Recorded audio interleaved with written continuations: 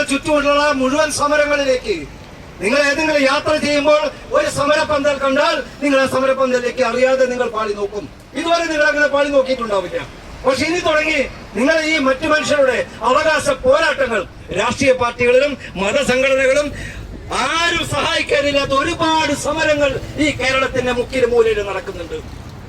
ആ സമര പോരാട്ടങ്ങളോട് നിങ്ങളുടെ സമരം കണ്ണി ചേർക്കപ്പെടുകയാണ്. അതുകൊണ്ട് തന്നെ എനിക്ക് 100% ഉറപ്പാണ്, ഇവിടെ ഇരിക്കുന്ന ഓരോ സ്ത്രീയും ഇവിടെ ഇരിക്കുന്ന ഓരോ മനുഷ്യ വ്യക്തിയും പഴയ മനുഷ്യ വ്യക്തിയല്ല, പഴയ ഒരു പുതിയ മനുഷ്യ ജന്മമാണ് നമ്മൾ രൂപം കൊണ്ടിരിക്കുന്നത്. നമ്മുടെ ചുറ്റുവട്ടത്തും ആദിവാസിയായാലും ദളിതാണെങ്കിലും പരിസ്ഥിതി രംഗത്തും മനുഷ്യാവകാശ രംഗങ്ങളിലും ഇപ്പൊ നിങ്ങൾക്കറിയാം, ബിഷപ്പ് ഫ്രാങ്കോക്കെതിരെ സമരം ചെയ്ത കന്യാസ്ത്രീകൾ കഴിഞ്ഞ 8 വർഷമായി അവർക്ക് 3 വർഷമായി ഒരു രൂപസഭ കൊടുത്തിട്ടില്ല. എങ്ങനെയാണ് ഈ കന്യാസ്ത്രീകൾ ജീവിക്കുന്നതെന്ന് ഇത്രയും വലിയ സ്ഥാപനങ്ങൾ നടന്ന കത്തോലിക്ക സഭയ്ക്ക് അറിഞ്ഞുകൂടാ. അവരിന്ന് ജീവിക്കുകയാണ്. പോരാട്ടത്തിന്റെ ഏറ്റവും വലിയ കനലുള്ളിൽ പേറിക്കൊണ്ട് ഏറ്റവും വലിയ അഗ്നിഗോളമായി മാറാൻ ശേഷിയുള്ള ഉഗ്രമായിട്ടുള്ള ഒരു പോരാട്ട സ്ത്രീയായി സിസ്റ്റർ റാണിച്ചു മാറി. അവരെങ്ങനെയാണ്? അതിന് നമ്മൾ ഈ ബിഷപ്പ് ഫ്രാങ്കോയോട് പറയണം. കാരണം ഈ സമരങ്ങൾ നമ്മുടെ ജീവിതം പഠിപ്പിക്കുന്നുണ്ട്. എന്റെ പ്രിയപ്പെട്ട സുഹൃത്തുക്കളെ, ജീവിതം നമ്മളെ പഠിപ്പിക്കുന്നത് ഇത്തരത്തിലുള്ള സമര പോരാട്ടങ്ങളിലൂടെയാണ്.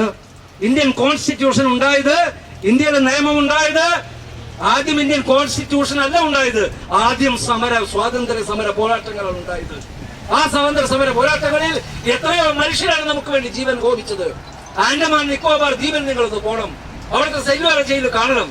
ആ ജയിലിൽ നമുക്ക് വേണ്ടി ജീവൻ ഹോമിച്ച, നമുക്ക് വേണ്ടി ഭാര്യയെ, മക്കളെ, മാതാപിതാക്കളെ, നാട് വീട് എല്ലാം ഉപേക്ഷിച്ചുകൊണ്ട് അവിടെ മരിച്ചുപോയ എത്രയോ മനുഷ്യരുണ്ട്. അങ്ങനെ ഇന്ത്യയുടെ പല ഭാഗങ്ങളിലും എത്രയോ മനുഷ്യർ നമുക്ക് വേണ്ടി പോരാടി മരിച്ചു. അതിന്റെ ഫലമാണ് നമ്മൾ അനുഭവിക്കുന്നത്. അതുകൊണ്ട് നിങ്ങൾ നടത്തുന്ന സമരത്തിന് ഒരുപാട് തലങ്ങളുണ്ട്, ഒരുപാട് അർത്ഥങ്ങളുണ്ട്. ഇവിടെ ഇരിക്കുമ്പോൾ നിങ്ങൾ സംസാരിക്കണം, പരസ്പരം സംസാരിക്കണം, നിങ്ങൾ കാതോർക്കണം ചുറ്റുമുള്ള ഈ മനുഷ്യ ജന്മങ്ങളിലേക്ക്. അതുകൊണ്ട് ഈ സമരം പരാജയപ്പെടാൻ പാടില്ല, വിജയിച്ചേ പറ്റൂ. വിജയിക്കാനുള്ള മാർഗങ്ങൾ എന്തുകൊണ്ടാണ് ഈ സമരം ഇതിന് ന്യായപൂർവമായിട്ടുള്ള നീതിയുക്തമായ ഒരു തീരുമാനമുണ്ടാക്കണം എന്ന് ഈ മാനേജ്മെന്റിനെ തീരുമാനമുണ്ടാക്കുന്ന വിധത്തിൽ ഈ സമര പോരാട്ടം മാറണം.